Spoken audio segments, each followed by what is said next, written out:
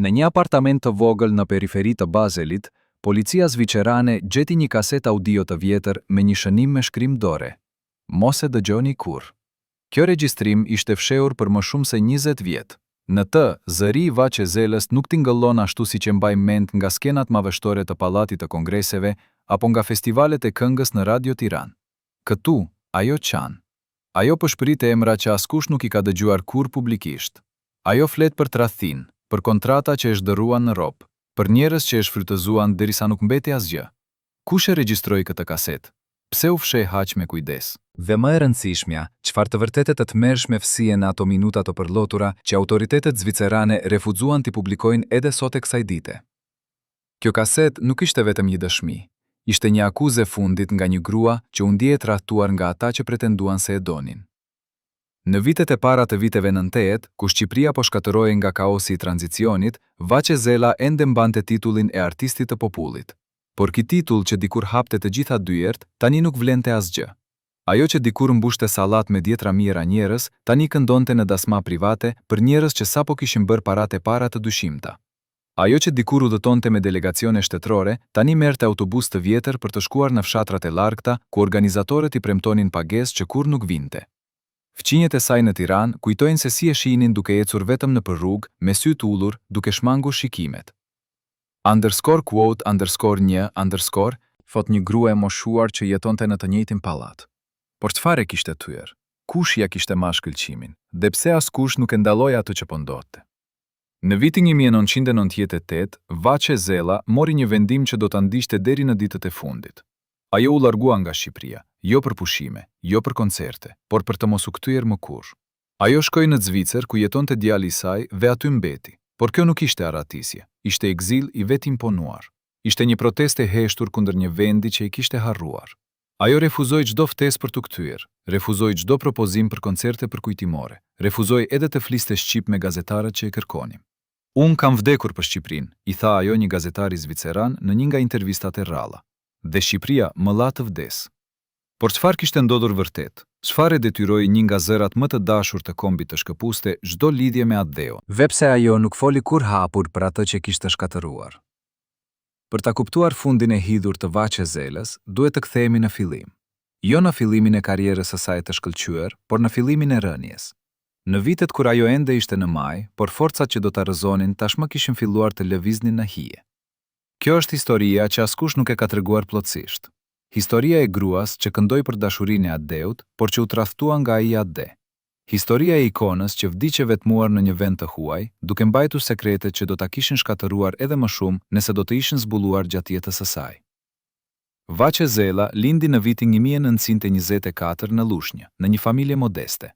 Babai i saj ishte artizan, nëna rrobaçepse. Askush nuk parashikoi se kjo vajzë e vogël me zë të pastër do të bëhej zëri i një kombi. Ajo filloi të këndojë në moshë të re, në festa familjare, në dasma, në tubime lokale. Zëri i saj kishte diçka magjike. Nuk ishte vetëm teknika apo fuqia, ishte emocioni. Kur Vaçe këndonte, njerëzit qamin. Kur ajo buzëqeshte, salla ndricohej. Ajo kishte një dhuratë të rrallë, aftësim për të prekur shpirtin e çdo njeriu që e dëgjonte. Në vitet e para të viteve 50, Vaçe u zbulua nga Radio Tirana. Ajo u ftua të regjistrojë këngët e para. Ishte koha e ndërtimit të socializmit, koha kur arti konsiderohej armë ideologjike. Vaçe u bë shpejt yli i radios, zëri i saj transmetohej në çdo cep të Shqipërisë. Fshatarët e dëgjonin ndërsa punonin në ara, punëtorët e dëgjonin në fabrika, fëmijët mësonin këngët e saj përmendesh. Ajo nuk ishte thjesht këndëtare, ajo ishte simbol i gruas së re shqiptare, e fortë, e pavarur, e devotshme ndaj atdheut. Por edhe në ato vite të artë, kishte gjëra që publiku nuk i dinte. Vaçe punonte në presion të vazhdueshëm. Çdo këngë duhej të miratohej nga komitetet partijake. Çdo fjalë kontrollohej, çdo notë analizohej. Ajo nuk ishte të drejtë të zgjidhte repertorin e saj. Nuk ishte të drejtë të refuzonte koncerte. Nuk ishte të drejtë as të fliste lirshë me gazetarët. Ajo ishte pronë e shtetit, dhe shteti e trajtonte si të tillë. Ajo ishte si një zog i bukur në kafazari, kujton një ish muzikant që punoi me të. Të gjithë e admironin, por askush nuk e pyeste nëse ajo ishte e lumtur. Në vitin 1960, Vaçe Zela u anderua me titullin Artisti i Popullit. Ishte anderimi më i lartë që mund të merrte një artist në Shqipërinë socialiste. Ceremonia u mbajt në pallatin e kongreseve. Ajo u ngjit në skenë me një fustan të bardhë të thjeshtë, me flokët e lidhur prapa, me buzëqeshjen që e kishte bërë të famshme. Ajo falenderoi partinë, falenderoi popullin, falenderoi shokun e nverë. Por ata që ishin pranë saj atë ditë kujtojnë diçka tjetër. Kujtojnë se si duart e saj dridheshin kur mbante certifikatën. Kujtojnë se si zëri i saj u thyje për një moment kur foli. Kujtojnë se si, sapo zuli vend pas skenës, ajo kërkoi një gotë ujë dhe qëndroi në heshte për minuta të tëra, duke shikuar në mur. Ajo dinte se ky titull nuk ishte vetëm nder, thot një ish koleg, ishte zinxhir. Tani ajo i përkiste plotësisht sistemit. Nuk ishte më mundësi të largohej, të ndryshonte, të bëhej diçka tjetër. Ajo ishte artisti i popullit, dhe kjo do të thotë se duhej të jetonte dhe të vdiste si e tillë. Por edhe në këtë periudhë të suksesit të jashtëzakonshëm, kishte një njeri që po e shfrytëzonte Vaçezelën në mënyrë cinike. Ky njeri ishte menaxheri i saj, një funksionar i lartë i Komitetit të Arteve që kontrollonte çdo aspekt të karrierës së saj. Ai vendoste ku do të këndonte, kur do të pushonte, me kë do të bashkëpunonte. Ai merrte vendime për të pa e konsultuar, dhe më e rëndësishmja, ai kontrollonte të gjitha të ardhurat e saj. Vaçe nuk kishte akses në paratë që fitonte. Ajo merrte një rrogë fikse modeste, ndërsa pjesa tjetër shkonte në fondin e shtetit. Por disa burime pretendojnë se një pjesë e konsiderueshme e këtyre parave nuk shkonte kurrë në shtet. Shkonte në xhepat e njerëzve që e menaxhonin. Ai ishte si një parazit, thot një ish punonjës i Komitetit të Arteve që foli në kushte anonimiteti. Ai jetonte nga puna e saj, por ajo nuk e dinte. Ai blinte shtëpi, blinte makina, dërgonte fëmijët në shkolla të mira, ndërsa Vaçe jetonte në një apartament të vogël dhe udhtonte me transport publik. Por pse Vaçe nuk protestoi? Pse nuk kërkoi ndihmë? Përgjigjja është e thjeshtë dhe e tmeshme. Ajo kishte frikë. Në atë kohë, të ankoheshe kundër një funksionari të lartë të partisë ishte vetvrasje karriere. Mund të humbisje jo vetëm punën, por edhe lirinë. Mund të etiketoheshe si element armiqësor, mund të dërgoheshe në kampe pune. Kështu që Vaçe heshti. Ajo buzëqeshi në publik dhe vuante në heshtje. Në vitet e 70, Vaçezela ishte në kulmin e famës. Ajo koncertonte në të gjithë Shqipërinë. Ajo udhëtonte në vendet socialiste vëllazëre. Ajo takonte lider, marrte medalje, jepte intervista. Por në të njëjtën kohë, jeta e saj private po shkatërrohej. Marteza e saj po çallonte. Burri i saj, një inxhinier i thjeshtë, nuk mund të përballonte presionin e të qenit bashkëshorti i Vaçezelës. Ai ndjehej i padukshëm, ai pinte gjithnjë më shumë, ai bëhej gjithnjë më i dhunshëm. Fqinjat kujtojnë se dëgjonin shpesh britma nga apartamenti i tyre. Kujtojnë se shihnin Vaçe me syze të errta edhe në ditë me diell. Kujtojnë se ajo shpesh dilte në mëngjes herët dhe kthehej vonë në darkë, sikur po shmang shtëpinë e saj. Por askush nuk ndërhyri, askush nuk pyeti. Në atë kohë, dhuna në familje konsiderohej çështje private, dhe për një artist të popullit, skandali ishte i papranueshëm. Kështu që Vaçe vazhdoi të buzëqeshte në skenë, vazhdoi të këndonte për dashurinë dhe lumturinë, ndërsa në shtëpi ajo jetonte një ferë që askush nuk e imagjinonte. Në vitin 1978, diçka ndryshoi. Vaçe u shfaq në një koncert madhështor në Pallatin e Kongreseve. Ishte një ngjarje transmetuar drejt për drejt në radio dhe televizion. Mijëra njerëz ishin në sallë, miliona dëgjonin në shtëpi. Vaçe doli në skenë me një fustan të kuq, me flokët e lëshuar, me buzëqeshjen e saj të famshme. Ajo filloi të këndoj, por diçka nuk ishte në rregull. Zëri i saj dridhej, ajo harroi fjalët e një vargu. Ajo ndaloi për një moment, shikoi në sallë me një shprehje të humbur dhe pastaj vazhdoi. Por ata që ishin pranë skenës dëgjuan diçka që askush tjetër nuk e dëgjoi. Ata e dëgjon duke përshpëritur. Nuk mund ta bëj më këtë. Pas koncertit, Vaçe u çua në dhomën e saj të pushimit. Ajo kërkoi të mbetej vetëm, por një grimerese që kishte harruar diçka në dhomë hyri pa trokitur. Ajo e gjeti Vaçe ulur në dysheme duke qarë pa zë me kokën në duar.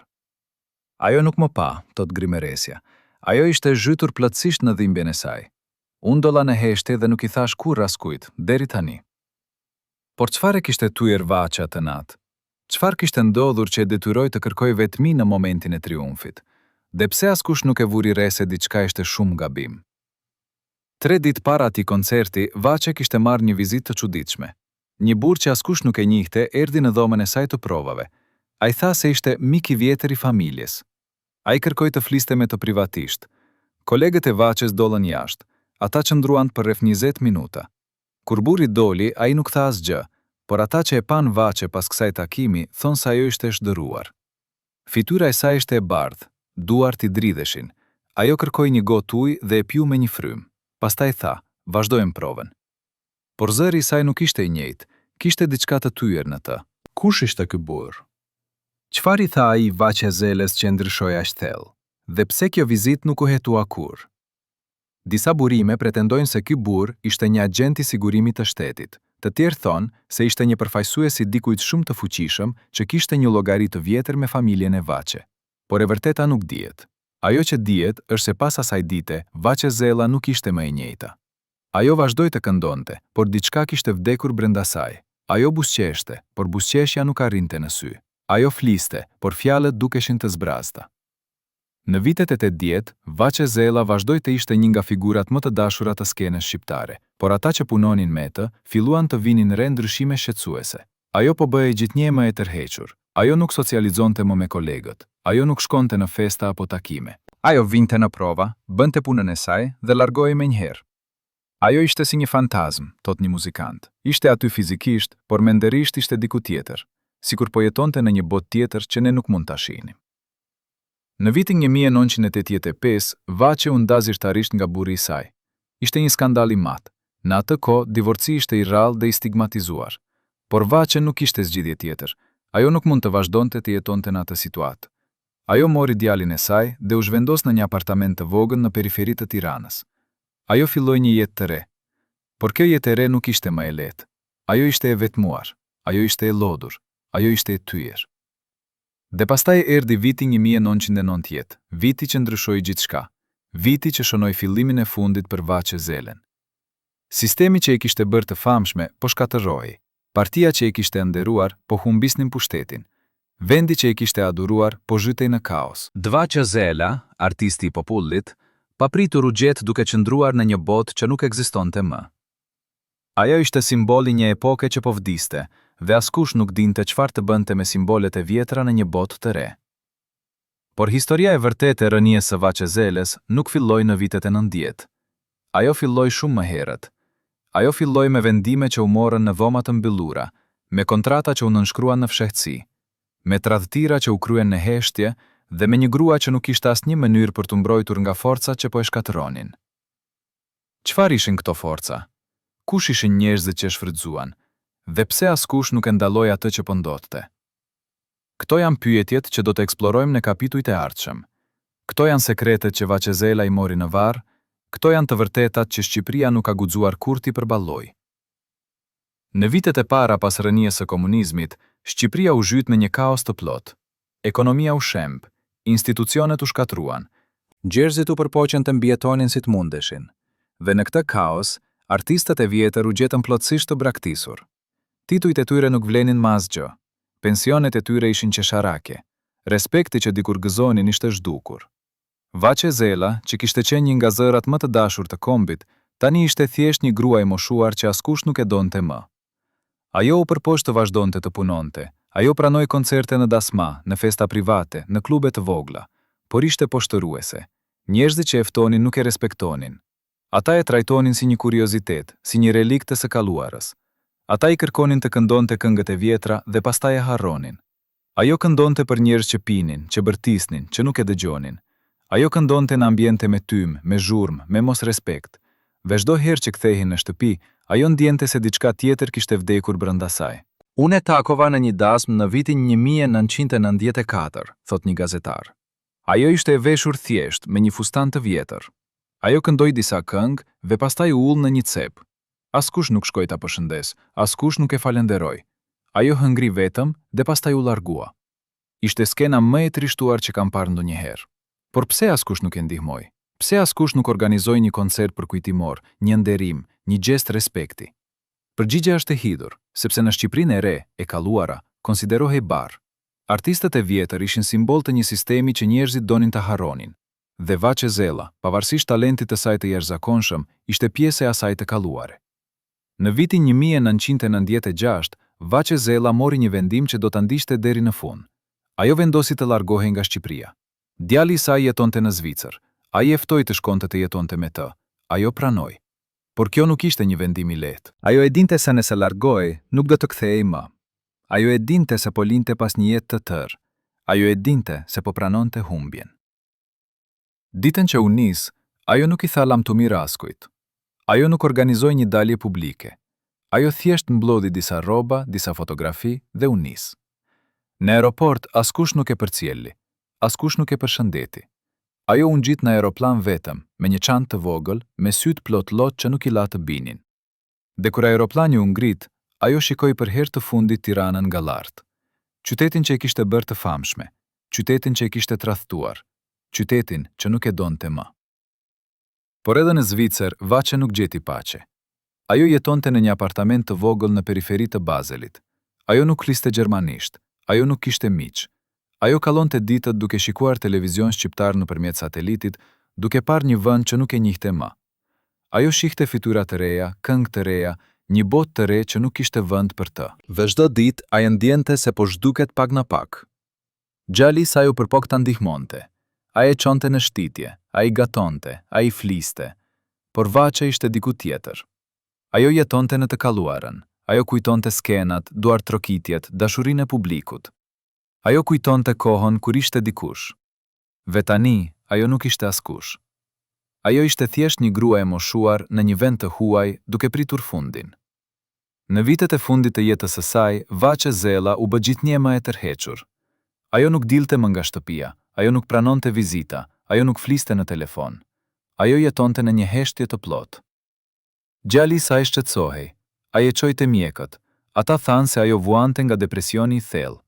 Ata I dhanë ilaçe, por ilaçet nuk mund të shëronin atë që e kishte thyer Vaçe Zellën. Ajo nuk vuante nga një sëmundje trupit, ajo vuante nga një sëmundje shpirtit. Ajo vuante nga humbja e identitetit, nga ndjenja e braktisjes, nga dhimbja e të qenit e harruar. Në vitin 2008, Vaçe Zella vdiq në Bazel. Ajo ishte 84 vjeç. Ajo vdiq vetëm, në një dhomë spitali, larg adeut që kishte shërbyer me gjithë zemër. Lajmi I vdekjes së saj arriti në Shqipëri me vonesë. Disa gazeta shkruan artikuj të shkurtër. Disa stacione televizive transmetuan klipe të vjetra. Por nuk pati ceremoni madhështore, nuk pati zi kombëtare, nuk pati nderime shtetërore. Vaçe Zella, artisti I popullit, u varos në heshtje, larg vendit që I kishte bërë të famshme dhe që pastaj e kishte harruar. Por historia nuk mbaron këtu, sepse pas vdekjes së saj, filluan të dalin të vërteta që kishin qenë të fshehura për dekada. Njerëz që kishin punuar me të, filluan të flasin, dokumente filluan të zbulohen, dhe pamja që doli ishte shumë më e errët se sa dikush kishte imagjinuar. Vaçe Zella nuk kishte qenë thjesht një viktime e tranzicionit. Ajo kishte qenë viktime një sistemi që e kishte shfrytzuar për dekada. Ajo kishte qenë viktime njerëzve që pretenduan se e donin, por që në të vërtetë e shihnin vetëm si një mjet për të fituar para dhe pushtet. Ajo kishte qenë viktime një shoqërie që e adhuroi kur ishte e dobishme dhe e hodhi kur nuk ishte më. Kush ishin këta njerëz që e shfrytzuan? Çfarë bën ata me paratë që fitoi Vaçe? Dhe pse askush nuk u ndëshkua kurrë për atë që I bën? Këto janë pyetje që do të eksplorojmë në vazhdim. Këto janë sekretet që Shqipëria duhet të përballojë. Këto janë të vërtetat që ne, si komb, kemi detyrë t'i zbulojmë dhe t'i pranojmë. Sepse Vaçe Zella nuk ishte thjesht një këngëtare. Ajo ishte një simbol. Simboli I asaj që mund t'i ndodh një artisti ku sistemi e sheh si pronë dhe jo si njeri. Simboli I asaj që mund t'i ndodh një gruaje kur askush nuk e mbron. Simboli I asaj që mund t'i ndodh një kombi kur harron ata që I dhanë zë dhe shpirt.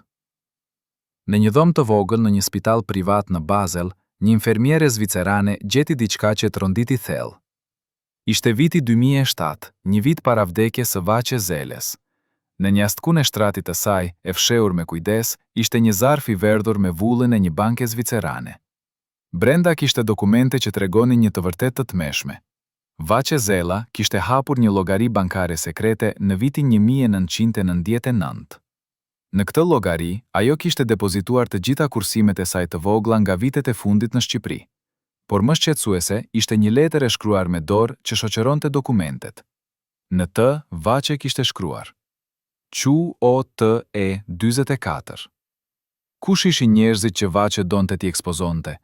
Çfarë sekreti aq të rënd mbante që ishte e gatshme të paguante me kursimet e saj të fundit për ta zbuluar?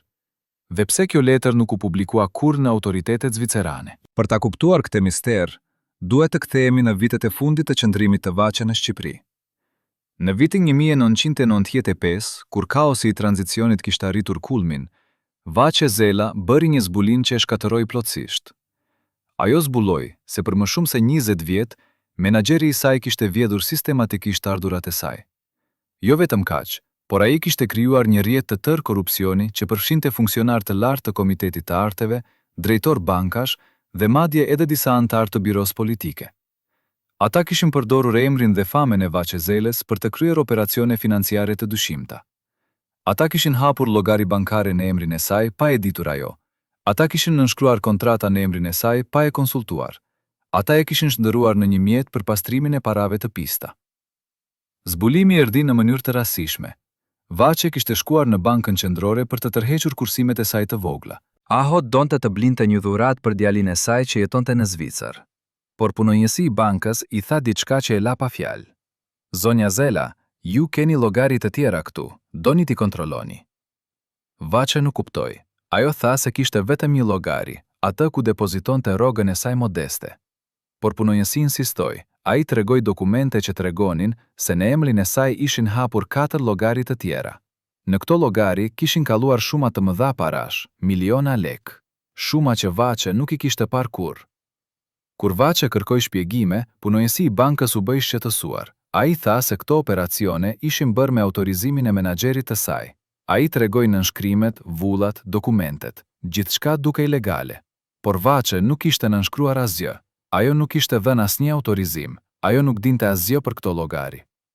Kur ajo kërkoi të shihte gjendjen aktuale të llogarive, punonjësi i tha se ishin zbrazur. Të gjitha parat ishin tërhequr në ditët e para të vitit 1991, pikrisht ku sistemi komunist po shembej dhe dokumentet po shkatërroheshin. Vaçe doli nga banka në gjendje shoku. Ajo nuk mund ta besonte atë që kishte dëgjuar. Ajo shkoi menjëherë te menaxheri i saj për të kërkuar shpjegime, por ai nuk ishte në zyrë. Sekretarja i tha se ai kishte udhëtuar jashtë vendit për punë. Vaçe priti. Ajo u kthye ditën tjetër, përsëri nuk ishte. Ajo u kthye pas një jave, përsëri nuk ishte. Dhe kur më në fund ai u kthye, ai refuzoi ta takonte. Ai dërgoi një mesazh nëpërmjet sekretares. Zonja Zela, ju jeni në pension, nuk kemi më asgjë për të diskutuar. Por Vaçe nuk u dorëzua. Ajo shkoi te drejtori i Komitetit të Arteve. Ajo i tregoi atë që kishte zbuluar. Ajo kërkoi një hetim. Por drejtoria dëgjoi me një buzëqeshje të ftohtë. Ai i tha: Zonja Zela, ju jeni e moshuar, ndoshta po ngatëroni gjërat, ndoshta po imagjinoni gjëra që nuk kanë ndodhur. Vaçe insistoi. Ajo i tregoi dokumentet e bankës, por drejtori i hodhi një sy të shpejtë dhe i tha: Këto janë çështje teknike, nuk mund t'i kuptoni. Lërini specialistët të merren me to. Dhe pastaj ai shtoi diçka që e tronditi Vaçe. Dhe ju këshilloj të mos flisni për këto gjëra me askënd, mund të keq kuptohen. Kjo ishte një kërcënim i qartë. Vaçe e kuptoi. Ajo kuptoi se nuk ishte vetëm viktime një vjedhjeje. Ajo ishte viktim e një konspirate. Një konspirate që përfshinte njerëz shumë të fuqishëm, njerëz që kishin mjetet për ta heshtur, njerëz që nuk do të nguronin ta bënin këtë nëse ajo vazhdonte të bënte pyetje. Por Vaçe nuk ishte grua që dorëzohej lehtë. Ajo vendosi të hetoj vetë. Ajo filloi të takoj njerëz që kishin punuar me të. Ajo u bë me dije se donte të shkruante një autobiografi.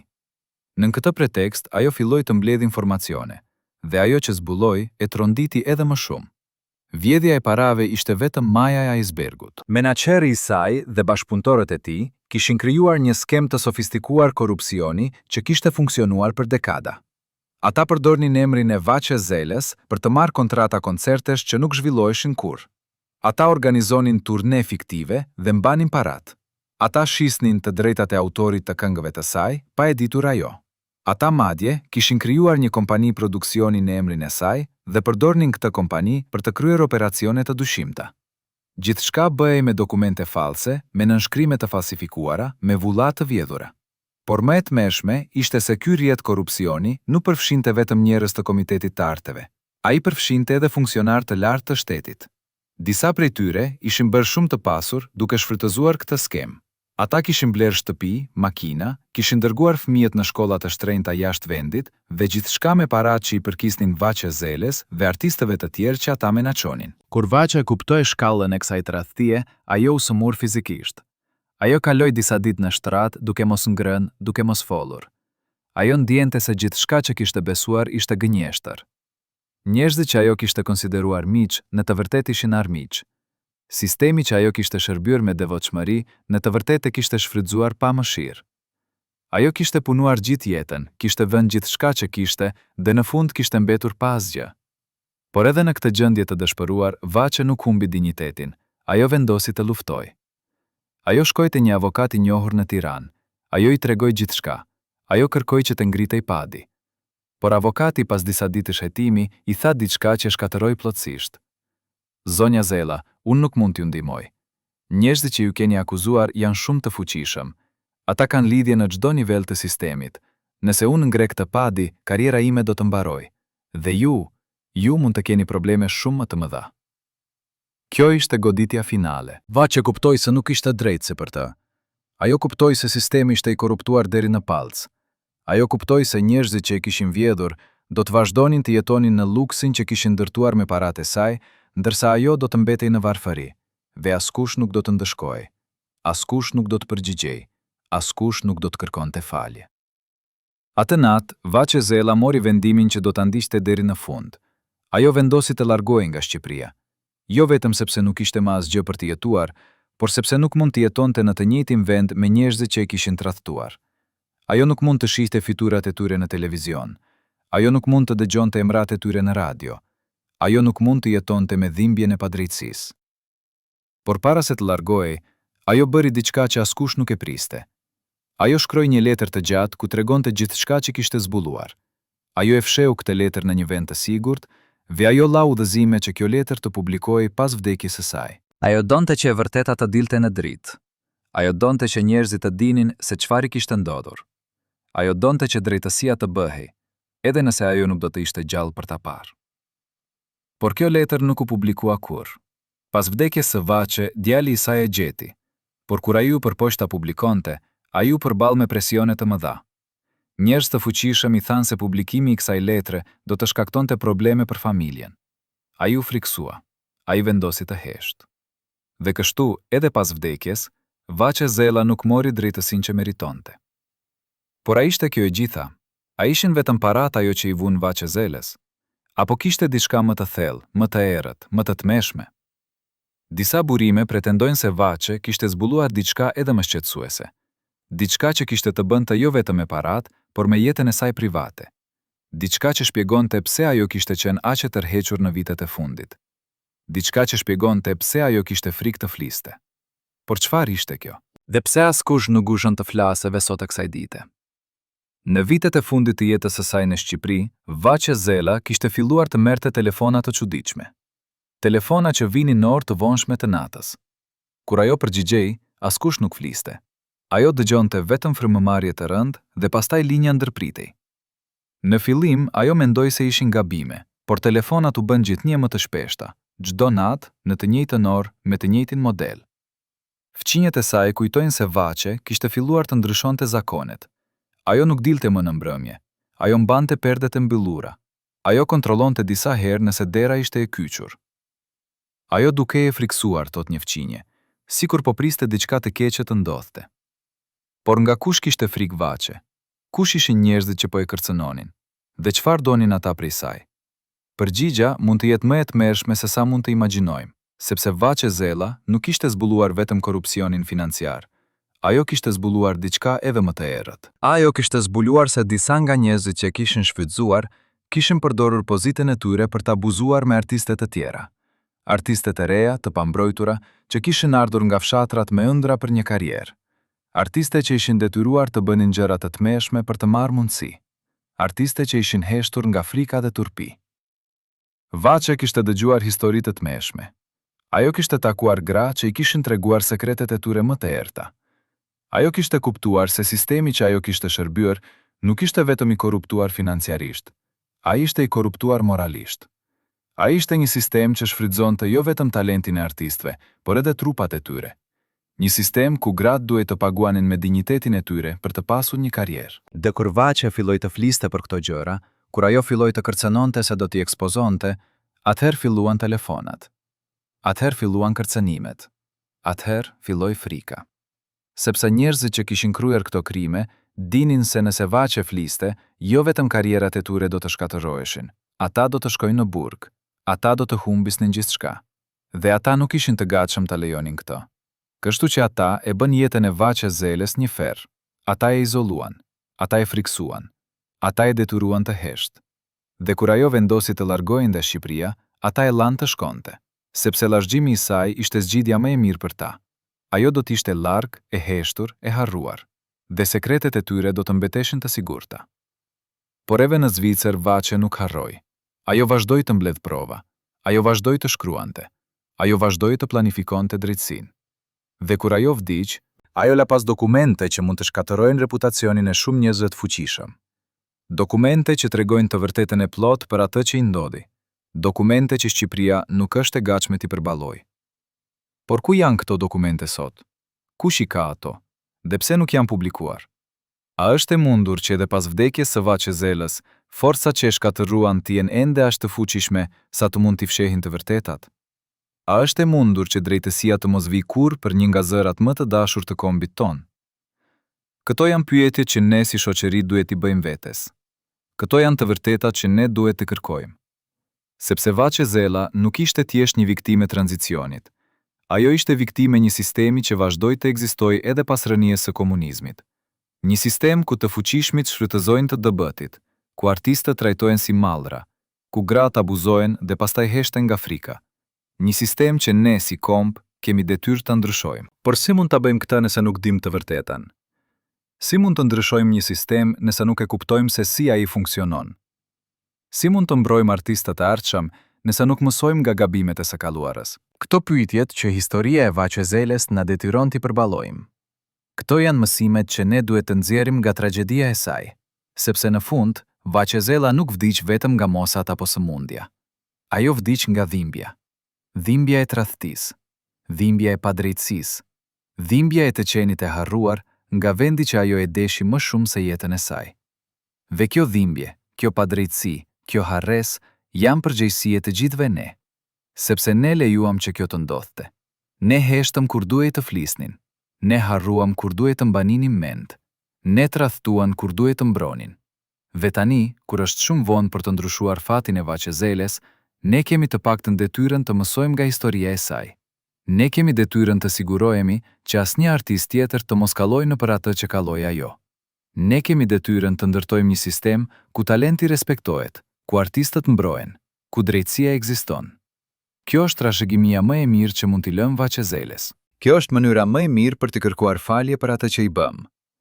Por a jemi ne të gatshëm për këtë? A kemi ne guximin për të përballuar të vërtetat të vështira? A kemi ne vullnetin për të ndryshuar? Apo do të vazhdojmë të jetojmë në gënjeshtrat tona të rehatshme, duke pretenduar se gjithçka është në rregull, duke harruar ata që sakrifikuan gjithçka për ne? Këto janë pyetjet që secili prej nesh duhet të përgjigjet. Këto janë zgjedhjet që secili prej nesh duhet të bëjë. Sepse historia e Vaçezelës nuk është vetëm historia e saj. Është historia jon. Është pasqyra jon. Është gjykimi ynë. Në një restorant të vogël në qendër të Bazelit, një kamerier shqiptar rrëfeu diçka që e kishte munduar për vite. Ishte pranvera e vitit 2007. Ai po shërbente darkë kur pa një grua të moshuar që hante vetëm në një tavolinë të largët, fytyra i duke e njohur, por nuk mund ta kujtonte nga e njihte. Kur ajo kërkoi llogarin, ai pa emrin në kartën e kreditit, Vaçezela. Zemra ju ngjit. Kjo ishte legjenda. Zëri që kishte dëgjuar në shtëpinë e gjyshes së tij në Shkodër. Por gruaja përpara tij nuk i ngjante asaj ikone. Ajo ishte e dobët, me flokë të bardhë të shkurtër, me duar që dridheshin kur mbante pirunin. Kur ai i tha se e njihte, se e kishte dëgjuar që fëmijë, ajo i shikoi me sy bosh. Ti nuk më nje, i tha ajo në shqip të thyer. Ajo që ti nje ka vdekur shumë kohë më parë. Pastaj ajo u ngrit dhe u largua, duke lënë pas një pjatë gjysmë të ngrënë dhe një faturë që ai nuk guxoi të arktonte. Por çfarë kishte vdekur brenda Vaçezelës? Çfarë kishte shndëruar një ikon kombëtare në një hije që mohonte identitetin e saj? Dhe pse ajo refuzoi çdo lidhje me të kaluarën që dikur e kishte përcaktuar? Për ta kuptuar këtë shndërrim të dhimbshëm, duhet të shqyrtojmë ditët e fundit të Vaçe në Shqipëri me një detaj që askush nuk ka guxuar ta bëjë më parë. Në muajt para largimit të saj, diçka e çuditshme po ndodhte. Vaçe kishte filluar të shkatëronte gjërat e saj më të çmuara. Fqinjet e saj kujtojnë se shihnin tym të zi duke dalë nga balkoni i saj. Kur pyetën, ajo u tha se po pastronte, por ajo që po digte nuk ishin rroba të vjetra apo letra pa vlerë. Ajo po digte fotografitë e saj. Fotografi nga koncerti në Pallatin e Kongreseve, fotografi me lider shtetëror, fotografi me kolegë që kishin vdekur, fotografi që dokumentonin një jetë të tërë. Ajo po I kthente në hi kujtjet që dikur I kishin dhënë kuptim ekzistencës së saj. Një mbrëmje, një fqinje e re që sapo ishte zhvendosur në pallat, e pa vaçe duke hedhur diçka në kontejnerin e mbeturinave. Kur eshte e shtyu ta kontrollonte pas largjimit të saj, ajo që gjeti e la pa fjalë. Ishin kostume skenike, fustanet e mrekullueshme që vaçe kishte veshur në koncertet më të mëdha, fustane që ishin qepur me dorë nga vëbaqepset më të mira të Tiranës, fustane që kishin shkëlqyer në ndritat e skenës kur mijëra njerëz duart trokisnin. Tani ato ishin të shqiera, të njëllosura me bojë, të shkatëruara qëllimisht. Fqinja I mori dhe u përpoq t'ia kthente. Por kur trokiti në derë, vaçja nuk hapi. Ajo thirri nga brenda. Kuote 39. Ky akt shkatërrimi nuk ishte thjesht një reagim emocional. Ishte një ritual. Vaçe po fshinte çdo gjurmë të identitetit të saj të vjetër. Ajo po përgatitej për një lloj vdekje. Jo vdekjen fizike, por vdekjen e asaj që kishte qenë. Ajo po bëhej askush. Dhe kjo ishte zgjedhja e saj e vetme për të mbijetuar dhimbjen e tradhtisë që kishte përjetuar. Por kishte diçka tjetër që vaçe po fshinte. Diçka më të rëndësishme se fotografitë apo kostumet. Ajo po fshinte dëshmitë. Në ato ditë të fundit, ajo kishte filluar të takojë me njerëz të ndryshëm. Njerëz që vinin në orë të çuditshme, njerëz që hinin shpejt dhe dilnin shpejt. Fqinjet mendonin se ishin blerës të mundshëm për mobiljet e saj, por ata nuk ishin blerës. Ata ishin dëshmitar. Njerëz që kishin punuar me të, njerëz që dinin të vërtetën. Njerëz që vaçe po u kërkonte të heshnin. Një nga këta vizitor ishte një grua e moshuar që kishte qenë pianiste shoqëruese e vaçe për më shumë se 20 vjet. Ajo erdhi një pasdite dhe qëndroi për disa orë. Kur doli, sytë ishin të kuq nga të qarit. Vite më vonë, kjo grua rrëfeu se çfarë kishte ndodhur në atë takim. Vaçe I kishte treguar gjithçka që kishte zbuluar për korrupsionin, për vjedhjet, për abuzimet, dhe pastaj I kishte kërkuar diçka të tmerrshme. Kuote 14. Pianistja kishte protestuar. Ajo kishte thënë se e vërteta duhej të dilte në dritë, por vaçe kishte qenë e palkundur. _quote_41_ Kishte thënë ajo. Kjo ishte mësimi I fundit që vaçe Zella I dha kolegëve të saj. Heshtja si mjet mbijetese, harresa si mbrojtje, mohimi si shpëtim. Por edhe ndërsa po fshinte të kaluarën, vaçe po ndërtonte diçka tjetër. Ajo po krijonte një arkiv sekret. Në muajt para largjimit, ajo kishte filluar të shkruante. Jo një autobiografi për publikim, por një dëshmi për të ardhmen. Ajo shkruante çdo natë, me orë të tëra, me dorë, në fletore të vogla me kapak të zi. Ajo shkruante emra, data, vende, shumë aparash. Ajo shkruante detaje që vetëm ajo I dinte. Ajo shkruante të vërtetën që askush tjetër nuk guxonte ta thoshte. Këto fletore, ajo I fshete me kujdes të madh. Ajo nuk I mbante në shtëpi. Çdo javë, ajo shkonte në një vend të ndryshëm dhe I linte aty. Disa I late miq të besuar, disa I fshehu në vende që vetëm ajo I dinte. Dhe një pjesë, më të rëndësishmen, ajo I mori me vete kur u largua. Kjo ishte sigurimi I saj, kjo ishte arma e saj. Nëse diçka do t'i ndodhte, Mese ata do të përpiqeshin ta heshnin edhe pas largjimit, këto fletore do të flisnin për të. Por a e dinte dikush tjetër për këto fletore? A I kishte treguar vaçe dikujt se ku I kishte fshehur? Apo sekreti vdiq me të? Disa burime pretendojnë se vaçe I kishte lënë udhëzime të koduara gjallit të saj. Të tjerë thonë se ajo kishte besuar një avokat zviceran që duhet I publikonte pas vdekjes së saj, por e vërteta mbetet e paqartë. Ajo që dihet është se pas vdekjes së vaçe, disa njerëz në Shqipëri u bën shumë nervoz. Disa shtëpi u kontrolluan, disa njerëz u pyetën, disa dokumente u kërkuan, sikur dikush po kërkonte diçka shumë të rëndësishme, diçka që nuk duhej të gjendej kurrë. Në ditët e fundit para largimit, vaçe bëri diçka që askush nuk e kishte pritur. Ajo shkoi në varrezat e Tiranës.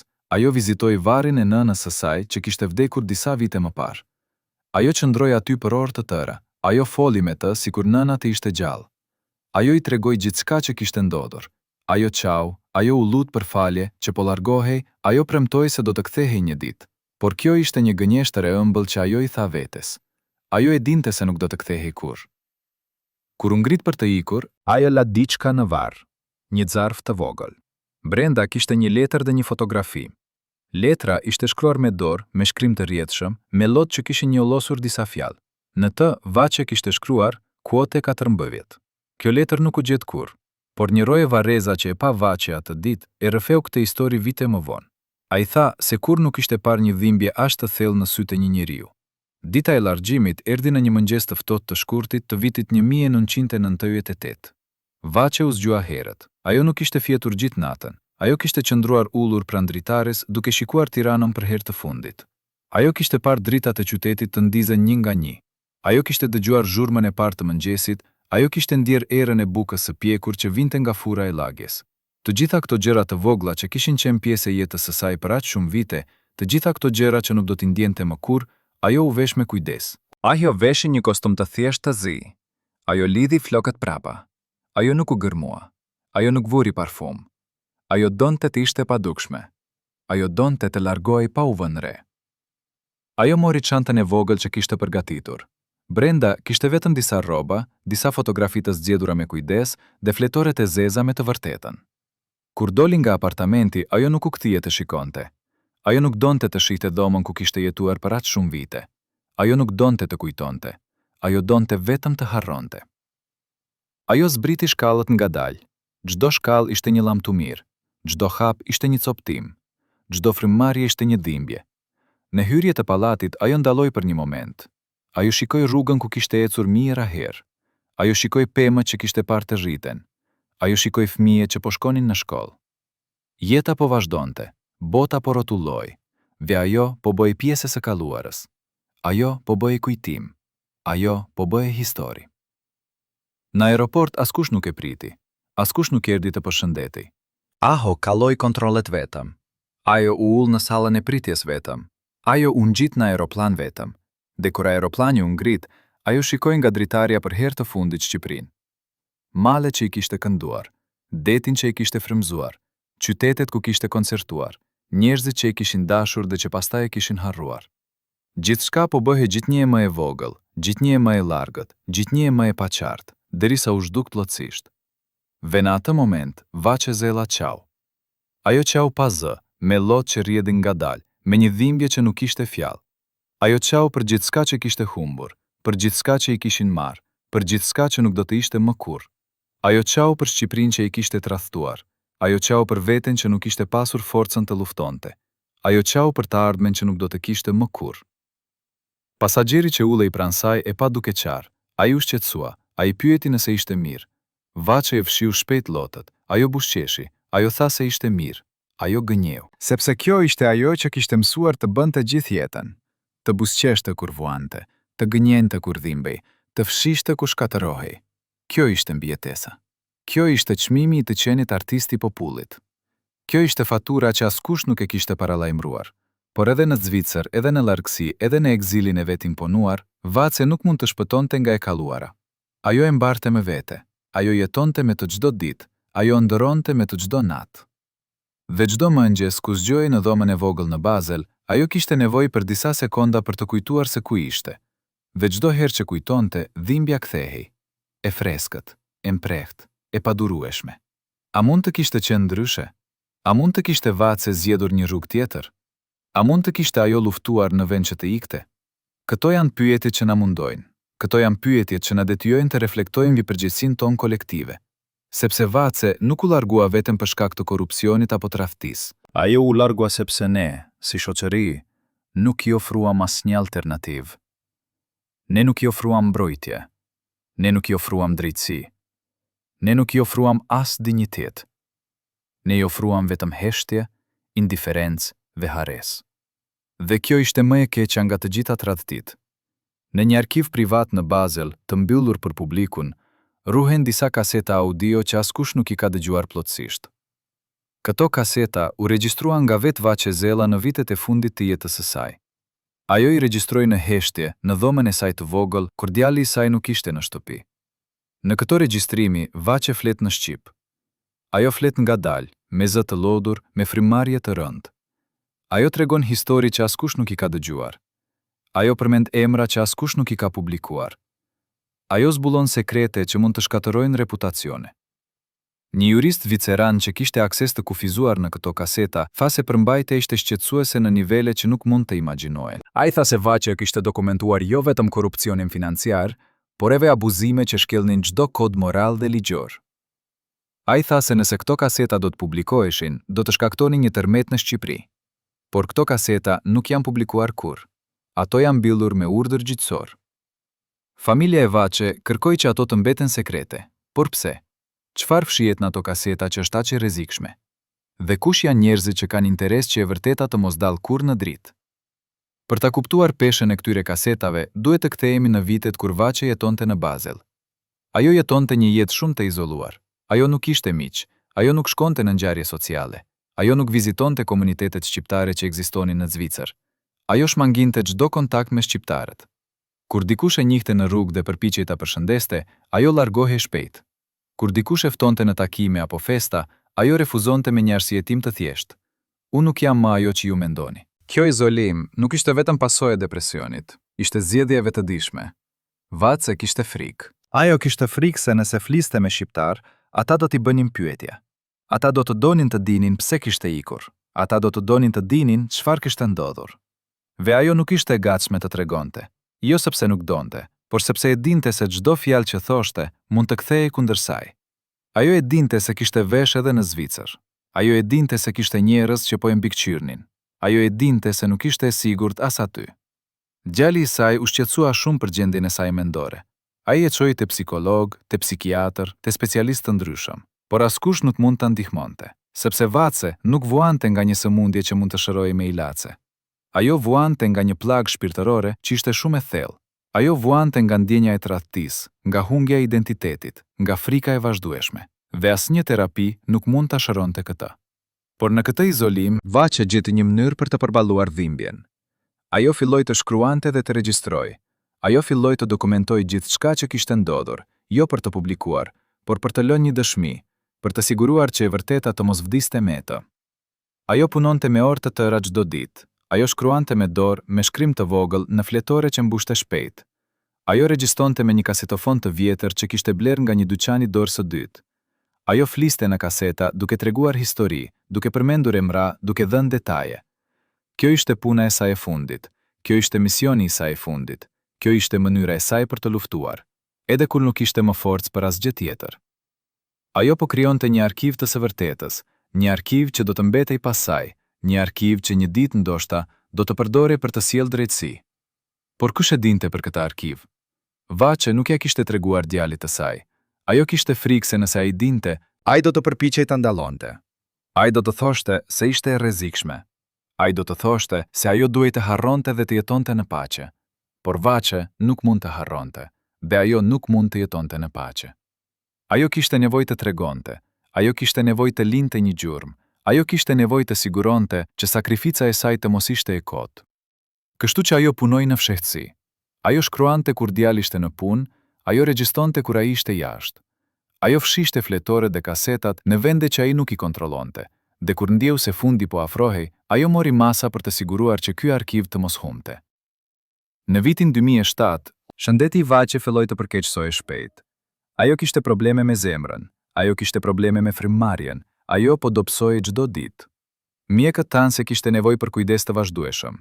Djali i saj donte ta vendoste në një shtëpi pleq ku do të kishte kujdes profesional, por Vaçe refuzoi me forcë. Ajo tha se donte të vdiste në shtëpinë e saj, në domën e saj, në krevatit e saj. Ajo nuk donte të kalonte ditët e fundit në një vend të huaj, të rrethuar nga njerëz që nuk e njihnin. Por arsyeja e vërtetë ishte tjetër. Nëse ajo do të shkonte në një shtëpi pleq, ajo nuk do të kishte më kontroll mbi arkivin e saj. Ajo nuk do të mund të siguronte që ai të mbetej i fshehtë. Ajo nuk do të mund të siguronte që ai të shkonte në duart e duhura. Kështu që ajo insistoi të qëndronte në shtëpi, dhe djali i saj, edhe pse me shqetësim, pranoi. Në muajt e fundit, Vaçe bëri diçka që tronditi thellë djalin e saj. Ajo kërkoi të takojë me një avokat. Ajo tha se kishte nevojë të rregullonte çështje ligjore. Djali mendoi se kishte të bënte me testamentin. Ai e çoi te një avokat shqiptar që punonte në Basel. Por takimi ishte i çuditshëm. Vaçe kërkoi të fliste me avokatin vetëm. Djali doli jashtë. Ata qëndruan për më shumë se një orë. Kur takimi mbaroi, avokati doli i shqetësuar. Ai nuk donte të fliste. Ai tha vetëm se Vaçe kishte kërkuar këshilla për UQUOTEUARE 46. Vite më vonë, ky avokat rrëfeu se çfarë kishte ndodhur në atë takim. Vaçe i kishte treguar për arkivin. Ajo I kishte treguar se ku ishin fletoret dhe kasetat. Ajo I kishte dhënë udhëzime të qarta se çfarë duhej të bëhej me to pas vdekjes së saj. Ajo kishte kërkuar që ato të mos publikoheshin menjëherë. Ajo kishte kërkuar që ato të mbaheshin të sigurta për një periudhë kohe, dhe pastaj, kur koha të ishte e duhur, kur njerëzit që ajo përmendnin të mos ishin më në pozicione pushteti, atëherë e vërteta mund të dilte. Avokati kishte pranuar, ai kishte nënshkruar një kontratë, ai kishte marrë përgjegjësinë, por pas vdekjes së Vace, diçka ndryshoi. Avokati u kontaktua nga njerëz të fuqishëm. Njerëz që I ofruan para, njerëz që I bën presion, njerëz që I kërcënuan. Ai u friksua. Ai vendosi të mos përmbushte premtimin. Ai vendosi të mbyllte arkivin dhe të mos e hapte kurrë. Ai vendosi të trahtoi besimin e fundit që Vace Zela I kishte dhënë dikujt. Kjo është arsyeja pse kasetat janë të mbyllura. Kjo është arsyeja pse fletoret nuk janë publikuar. Kjo është arsyeja pse e vërteta vazhdon të fshihet. Jo sepse nuk ekziston, por sepse ka njerëz që kanë interes që ajo të mos dalë. Njerëz që kanë pushtet, njerëz që kanë para, njerëz që kanë frikë se çfarë do të ndodhte nëse publiku do të dinte se çfarë I bën Vace Zelës dhe artistëve të tjerë si ajo. Por a do të mbetet kjo e vërtetë fshehet përgjithmonë? A do të vazhdojnë këta njerëz të jenë të mbrojtur nga heshtja dhe frika? A do të vazhdojë Vace Zela të jetë viktime edhe pas vdekjes? Këto janë pyetjet që ne duhet t'i bëjmë. Këto janë pyetjet që ne duhet t'i kërkojmë përgjigje. Sepse çdo ditë që kalon pa u zbuluar, e vërteta është një ditë tjetër e padrejtësisë, është një ditë tjetër e tradhtisë, është një ditë tjetër që ne, si shoqëri, dështojmë të nderojmë kujtimin e një gruaje që dha gjithçka për ne. Në një mëngjes të ftohtë të shkurtit të vitit 2008, Vace Zela u zgjua për herë të fundit. Ajo nuk e dinte se ishte dita e fundit. Ajo nuk kishte asnjë shenjë të veçantë. Ajo thjesht u zgjua sikur çdo mëngjes tjetër në dhomën e saj të vogël në Basel. Ajo shikoi nga dritarja. Qielli ishte gri. Binte një shi I lehtë. Rrugët ishin të zbrasta. Bota duke e ftohtë dhe e largët. Ajo u përpoqte ngrihej nga krevati, por ndjeu një dhimbje të fortë në gjoks. Ajo u mbështet në jastëk. Ajo mori frymë thellë. Ajo priti që dhimbja të kalonte, por nuk kaloi. Ajo u bë gjithnjë më e fortë. Ajo thirri djalin e saj, por zëri I saj ishte shumë I dobët, ai nuk e dëgjoi. Ajo u përpok të thirri përsëri, por nuk ishte më forcë. Ajo ndjeu se diçka po ndodhte, diçka që nuk mund të ndallohej, diçka që kishte pritur për shumë kohë. Fundi po vinte, dhe ajo ishte vetëm. Në ato momente të fundit, çfarë mendoi Vace Zela? Çfarë ndjeu? A kujtoi jetën e saj të gjatë? A kujtoi triumfet dhe tragjedi? A kujtoi dashurinë e publikut dhe tradhtinë e sistemit? A kujtoi Shqipërinë që kishte lënë pas? A pendoi për zgjedhjet që kishte bërë? Apo thjesht ndjeu lehtësim që më në fund gjithçka po mbaronte? Askush nuk e di, sepse Vace vdiq vetëm. Kur djali I saj e gjeti, ishte tashmë vonë. Ajo kishte vdekur në heshtje, pa bërë zhurmë, pa kërkuar ndihmë, sikur nuk donte të shqetësonte askënd. Edhe në vdekje, ajo mbeti ajo që kishte qenë gjithë jetën, një grua që vuante në heshtje, që fshinte dhimbjen, që nuk kërkonte mëshirë. Lajmi I vdekjes së saj arriti në Shqipëri me vonesë. Disa gazeta shkruan artikuj të shkurtër, disa stacione televizive transmetuan klipe të vjetra. Por nuk pati ceremoni madhështore, nuk pati zi kombëtare, nuk pati nderime shtetërore. Vace Zela, artisti I popullit, u varos në heshtje, larg vendit që e kishte bërë të famshme dhe që pastaj e kishte harruar. Por historia nuk mbaron me vdekjen, sepse pas vdekjes së Vace filluan të ndodhin gjëra të çuditshme. Apartamenti I saj në Basel u kontrolluan nga njerëz të panjohur. Djali I saj u kontaktua nga persona që pretenduan se kishin qenë miq të nënës së tij. Ata kërkuan të dinin nëse Vace kishte lënë dokumente, letra, regjistrimi. Djali u bë I dyshimt. Ai refuzoi të fliste me ta, por presioni vazhdoi. Ai mori telefona kërcënuese, ai mori letra anonime, ai u friksua për sigurinë e familjes së tij. Në fund, ai vendosi të bëjë diçka që ndoshta Vace nuk do ta kishte dashur. Ai vendosi të shkatërrojë një pjesë të arkivit.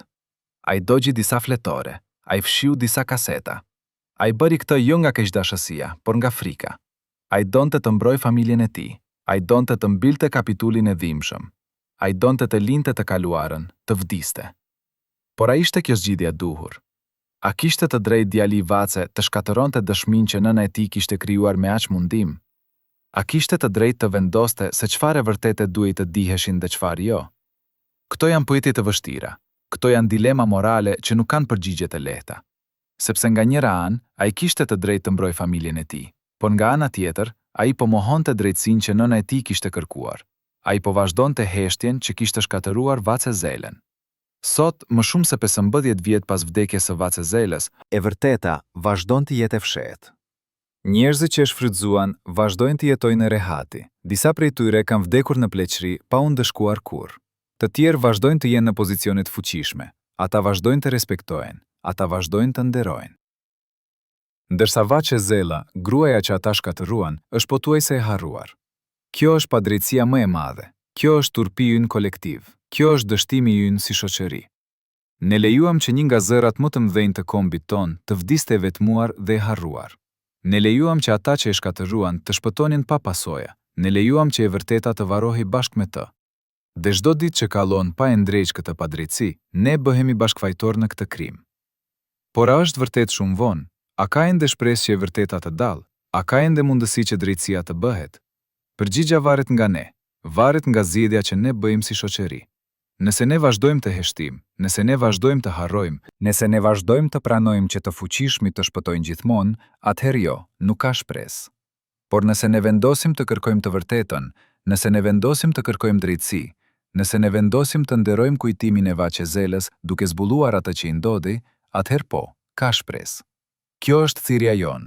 Kjo është përgjegjësia jonë. Kjo është detyrimi ynë ndaj një gruaje që dha gjithçka për ne dhe që nuk kërkoi asgjë në këmbim përveç respektit dhe dinjitetit. Ne i detyrojmë Vacezelës të zbulojmë të vërtetën. Ne i detyrojmë vetes son të mësojmë nga gabimet e së kaluarës. Ne i detyrojmë brezave të ardhshëm të ndërtojmë një shoqëri ku artistët respektohen, ku talenti mbron, ku drejtësia ekziston. Sepse në fund, historia e Vacezelës nuk është vetëm historia e saj. Është historia jonë, është pasqyra jonë, është gjykimi ynë. Dhe mënyra se si ne zgjedhim ta trajtojmë këtë histori do të përcaktojë se çfarë lloj shoqërie jemi. Do të përcaktojë se çfarë vlerash kemi. Do të përcaktojë se çfarë trashëgimie do t'u lëmë fëmijëve tanë. Kështu që le të mos harrojmë Vacezelen. Le të mos e lëmë të vdes për herë të dytë në harresë. Le të kërkojmë të vërtetën. Le të kërkojmë drejtësi.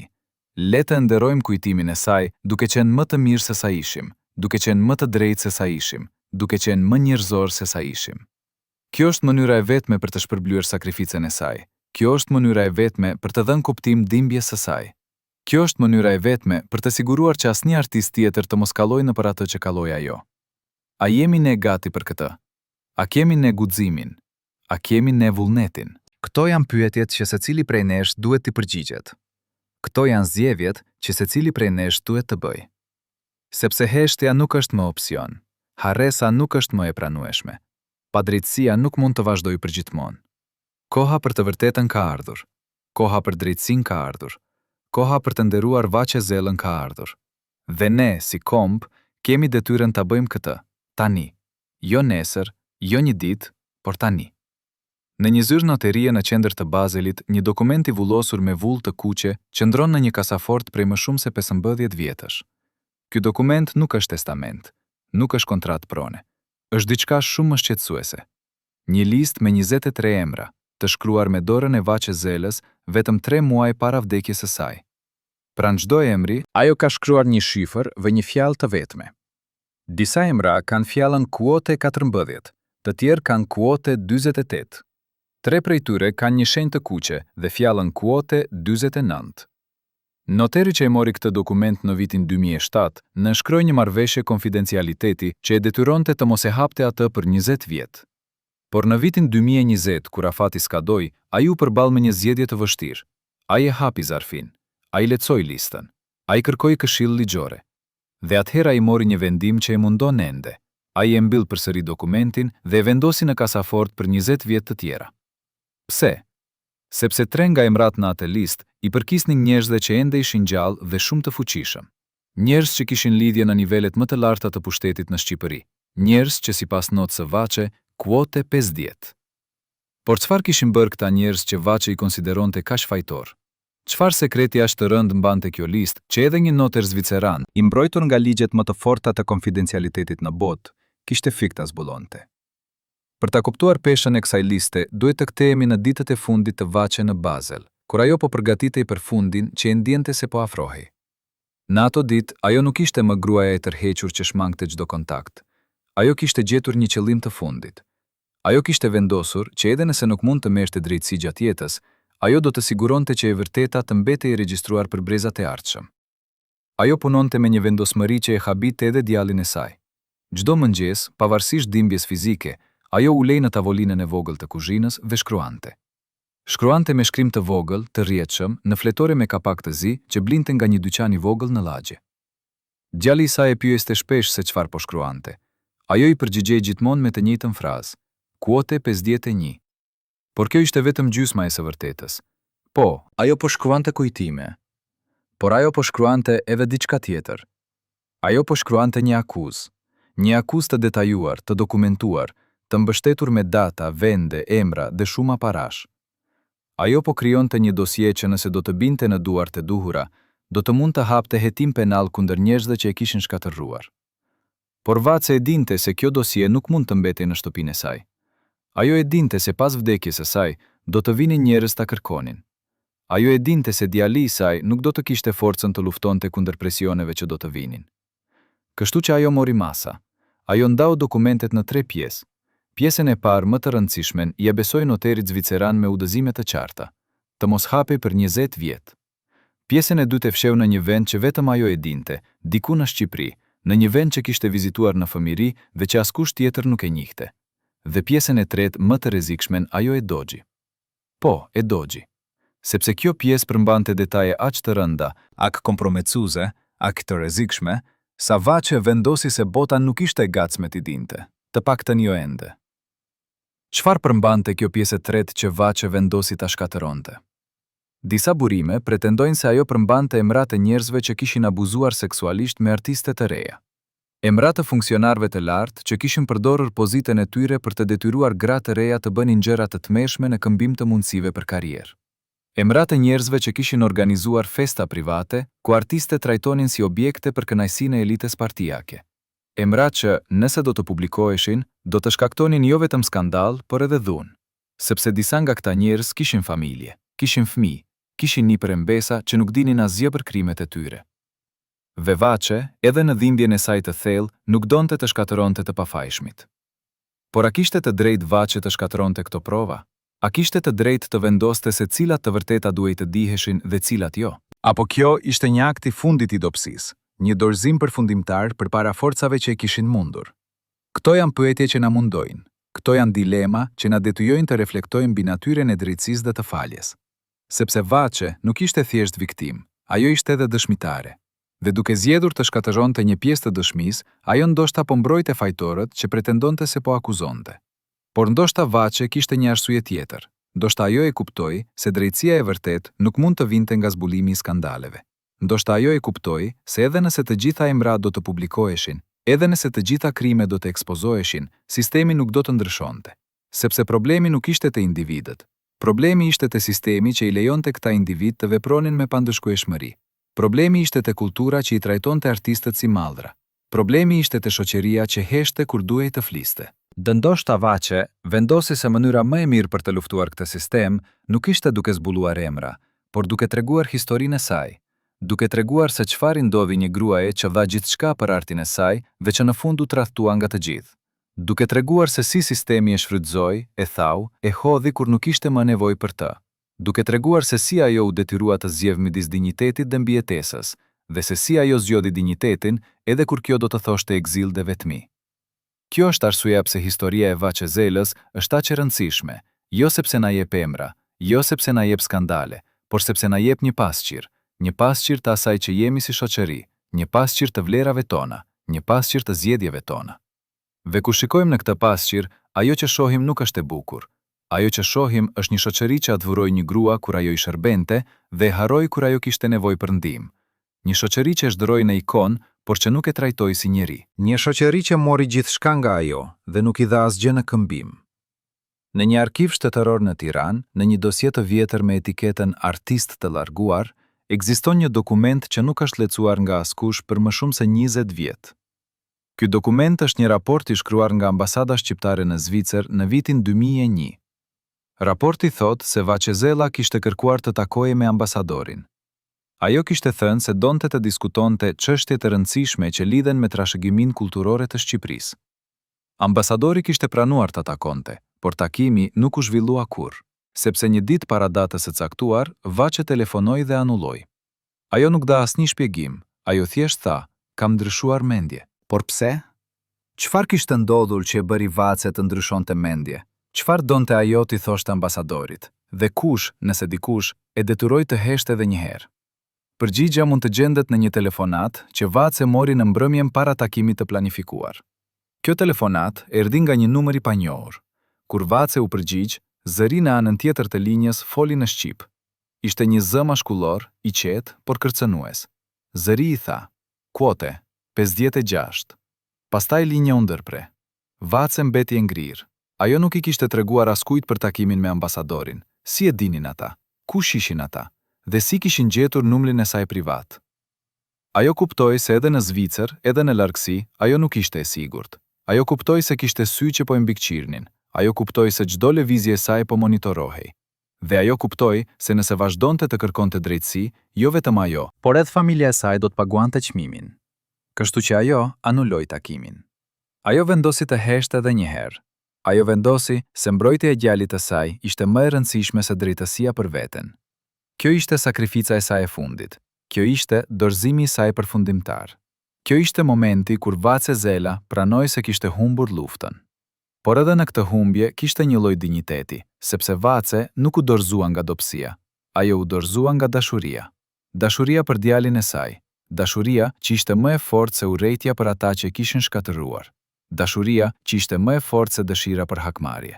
Dhe në këtë dashuri, në këtë sakrificë, ka diçka të bukur. Diçka që na kujton se edhe në errësirën më të thellë, edhe në dhimbjen më të madhe, njeriu mund të zgjedhë dashurinë mbi urrejtjen. Por kjo zgjedhje kishte një çmim. Çmimi ishte se Vaçe duhet të jetonte me peshën e heshtjes për pjesën tjetër të jetës së saj. Ajo duhet të jetonte duke ditur se ata që e kishin shkatëruar po vazhdonin të jetonin në rehati. Ajo duhet të jetonte duke ditur se drejtësia nuk do të vinte kurrë. Ajo duhet të jetonte duke ditur se historia e saj nuk do të tregojë kurrë plotësisht. Dhe kjo peshë, kjo dhimbje, kjo padrejtësi e konsumoi ngadalë derisa nuk mbeti asgjë. Në muajt e fundit të jetës së saj, Vaçe u bë gjithnjë më e heshtur. Ajo nuk fliste më as me djalin e saj. Ajo kallonte ditët duke shikuar nga dritarja, duke parë jetën që rrjefte jashtë, duke qenë e pranishme fizikisht, por e largjët menderisht. Ajo jetonte në kujtimet e saj. Ajo jetonte në të kaluarën që nuk mund të ndryshonte. Ajo jetonte në pendimin për zgjedhjet që kishte bërë dhe për ato që nuk kishte bërë. Djali i saj u përposhta nxirrte nga kjo gjendje. Ai e çoi në shtitje. Ai tregoi fotografi të nipërve. Ai foli për të ardhmen. Por Vaçe nuk kishte më interes për të ardhmen. Ajo kishte humbur shpresën. Ajo kishte humbur dëshirën për të jetuar. Ajo ishte thjesht duke pritur fundin, dhe kur fundi erdhi, në atë mëngjes të ftohtë të shkurtit, ajo i priti me një lloj qetësie. Sepse për Vaçe, vdekja nuk ishte fund, ishte çlirim. Ishte shpëtim nga dhimbja që e kishte munduar për aq shumë vite. Ishte kthimi në atë që ajo kishte qenë para se gjithçka të shkatërrohej. Sot kur ecni nëpër rrugët e Tiranës, askush nuk flet për Vaçe Zelen. Emri i saj është pothuajse i harruar. Këngët e saj nuk luhen më në radio. Fytyra e saj nuk shfaqet më në televizion. Ajo është bërë një kujtim i zbeur, një emër që njerëzit e moshuar e përmenden ndonjëherë me nostalgji, por që të rinjt nuk e njohin fare. Kjo është tragjedia më e madhe, jo se Vaçe vdiqe vetmuar në një vend të huaj, por se ajo u harrua nga vendi që ajo e deshi më shumë se jetën e saj. Por ndoshta kjo harres nuk është aksidentale, ndoshta kjo harres është e qëllimshme, sepse të kujtosh Vaçe Zelen do të thotë të kujtosh edhe atë që i ndodhi. Do të thotë të përballesh me të vërtetat e vështira për sistemin që e shkatërroi. Do të thotë të pranosh përgjegjësinë kolektive për tradhtinë që i bëm. Dhe kjo është diçka që ne si shoqëri nuk jemi të gatshëm ta bëjmë. Është më e lehtë të harrojmë, është më e lehtë të vazhdojmë përpara pa shikuar prapa. Është më e lehtë të pretendojmë se gjithçka është në rregull, por gjithçka nuk është në rregull. Sepse çdo ditë që kalon pa e nderuar kujtimin e Vaçe Zeles, është një ditë tjetër e tradhtisë. Çdo ditë që kalon pa e zbuluar të vërtetën, është një ditë tjetër e padrejtësisë. Çdo ditë që kalon pa e mësuar nga historia e saj, është një ditë tjetër e humbur. Sepse historia e Vaçe Zeles nuk është vetëm historia e një gruaje që u shkatërrua nga sistemi. Është historia e të gjithë artistëve që u shfrytzuan. Është historia e të gjithë grave që u abuzuan. Është historia e të gjithë njerëzve që u tradhtuan nga ata që pretenduan se I donin. Dhe derisa ne nuk e pranojmë këtë histori, derisa ne nuk e përballojmë këtë të vërtetë, derisa ne nuk e ndryshojmë sistemin që e krijoi këtë tragjedi, Ne do të vazhdojmë të prodhojmë viktima të reja. Do të vazhdojmë të shkatërrojmë talente.